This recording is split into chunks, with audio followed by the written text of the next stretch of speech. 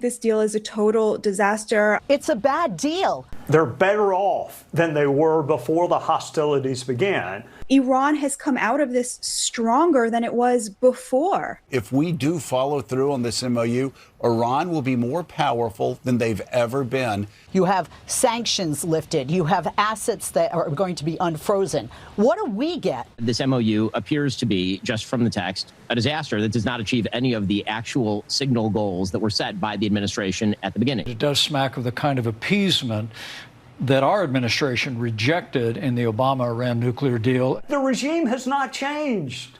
They're just richer. You just heard some of Donald Trump's biggest cheerleaders screech about how favorable his MOU is to Iran, and they're not necessarily wrong to characterize it as a surrender, because it is, but guess what?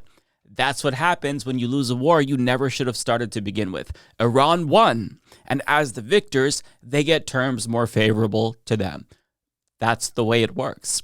There's a reason why other presidents never invaded Iran despite how much they wanted to. And pretty early on, political scientists like Robert Pape were warning that the war was turning Iran into a global power player, and the terms of the MOU do indeed solidify their status as such. Per Axios, the MOU presumably permits Iran to charge a toll for the Strait of Hormuz after 60 days, which gives them leverage over the entire global economy. And on top of that, they're getting sanctions relief as well as much deserved reparations for the damage that we caused. In other words, Trump fucked around and found out.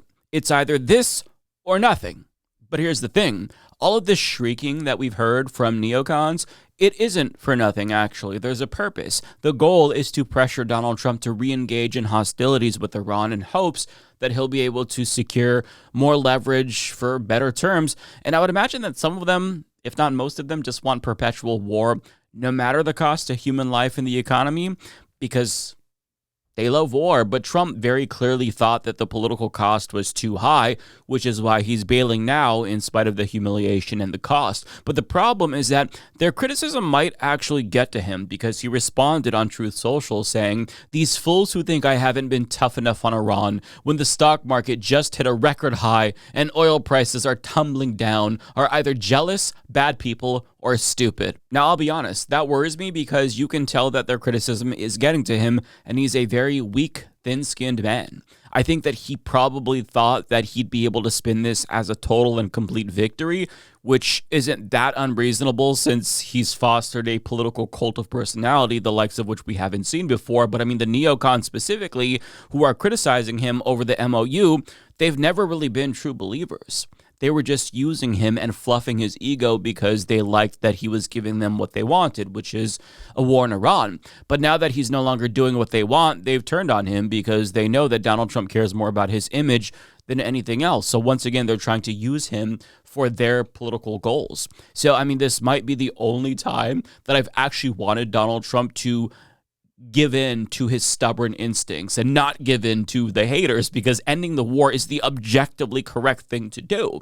But if they keep roasting him for waving the white flag too early, my fear is that he will end up being goaded back into fighting Iran, because they might convince him that he's a weak little pussy and he might feel like he has something to prove. So, like, that's the petulance of the president we're dealing with, where criticism, if it's overwhelming, it could get him to bend. And while that's good, because sometimes, criticism helps in our favor since he is receptive to it if it's overwhelming, I think that these neocons have a lot of sway over him because he is a dumbass after all. So I hope that he doesn't give in to the haters. I can't believe I'm saying that about Donald Trump, but in this limited instance, I want this weak-minded buffoon to actually hold firm. But, this is assuming that the deal can withstand ratfuckery from Israelis as well, because even if Trump can withstand domestic pressure, the true test really will be whether or not Israel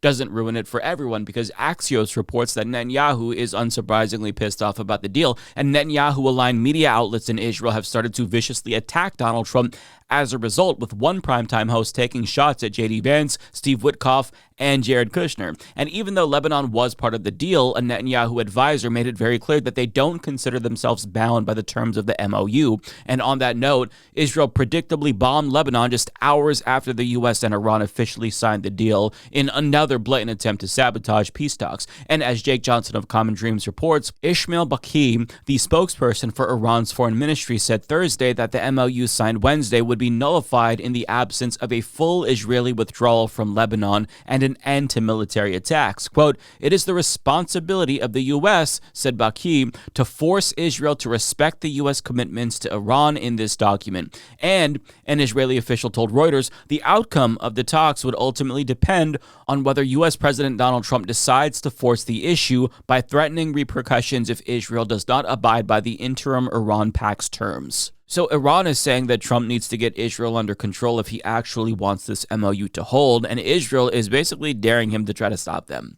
But regardless of what he does, this is going to end in humiliation for Donald Trump, because if he actually grows a pair of balls and holds Israel accountable for once, then American neocons are going to accuse him of kowtowing to Iran. But if he lets Israel undermine him again and again and again, that also makes him look like a spineless cuck. So there's not really a way for him to come out of this looking like the big, strong man he had hoped he'd look like. And my hope is that he has at least a high enough mental capacity to learn from this and not try the same shit in Cuba. But I will say that the insults Israel has been lobbing at the Trump regime, they haven't gone unnoticed. And J.D. Vance actually had some surprisingly strong words for them, along with what could be interpreted as a veiled threat. Now, I saw the Axios report. That Netanyahu is fuming. That's not reflective of the conversations that I've had with him, but maybe he's saying something to somebody else that he's not saying to me. What I will say, and this does bother me, is that you've seen people within Bibi's cabinet who have come out and attacked the deal, and in some ways very personally attacked the President of the United States. And I guess my message to them would be twofold. Number one, Donald J. Trump is the only head of state in the entire world who is sympathetic to the nation of Israel at this moment in time. And he happens to be the head of state of the world's superpower. If I was in the cabinet of the Israeli government, I might not be attacking the only powerful ally that I have anywhere left in the entire world.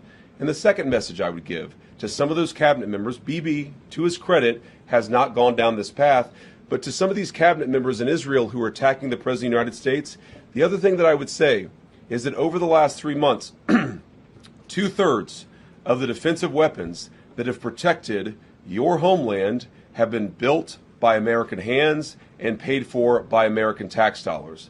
The problem for Israel is not Donald J. Trump.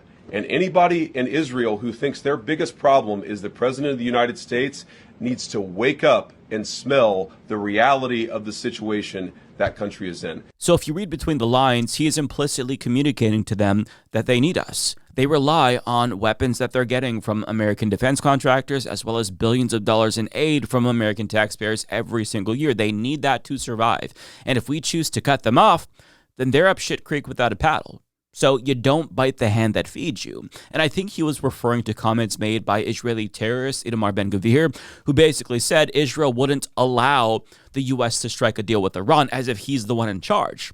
So this is J.D. Vance subtly reminding them that we're actually in charge. Now, the problem is that we don't actually know if this veiled threat has any teeth. Nonetheless, J.D. Vance did have more to say in an interview in the New York Times. I will say, I don't know, maybe I've missed this. I don't think Bibi himself has actually criticized the deal, because I think he's maybe a little bit more familiar with the details of what's in it.